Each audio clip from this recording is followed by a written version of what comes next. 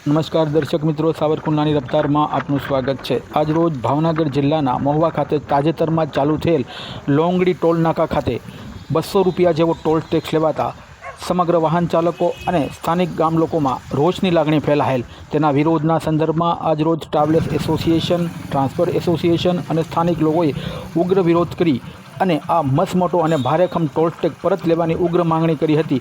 અન્યથા જો આ મામલે કોઈ યોગ્ય કાર્યવાહી સ્થાનિક તંત્ર દ્વારા કરવામાં નહીં આવે તો ઉગ્ર જન આંદોલન કરવાની ચીમકી પણ સ્થાનિક આગેવાનોએ આપેલ છે। ત્યારે જોવું રહ્યું કે સ્થાનિક વહીવટીતંત્ર આ બાબતે કેવા અને કેટલા પગલાં ઝડપથી ભરે છે। Bureau report, સાવરકુંડલાની રફતાર, Iqbal Sorathiya, Mahuva.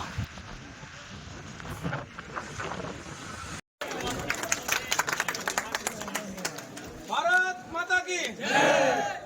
આજ રોજ આપ સૌ લોકોએ ભેગા થઈ અને આપણે રોહિસા ટોલ નાકાના વિરોધ માટે ઉપસ્થિત છે। ત્યારે જિલ્લા પ્રમુખભાઈ શ્રી રાજેન્દ્રસિંહભાઈ ગોહિલ, પૂર્વ ધારાસભ્ય કનુભાઈ, પ્રદેશ ડેલીગેટ રાજભાઈ, પૂર્વ જિલ્લા પંચાયતના પ્રમુખભાઈ સંજયસિંહ અને તાલુકા અને શહેર પ્રમુખ મિલનભાઈ, વિડીભાઈ, ભરતભાઈ સિદ્ધાર્થ, તમામ આગેવાનો અને એસોસિએશનના પ્રમુખ અને ડ્રાઈવરો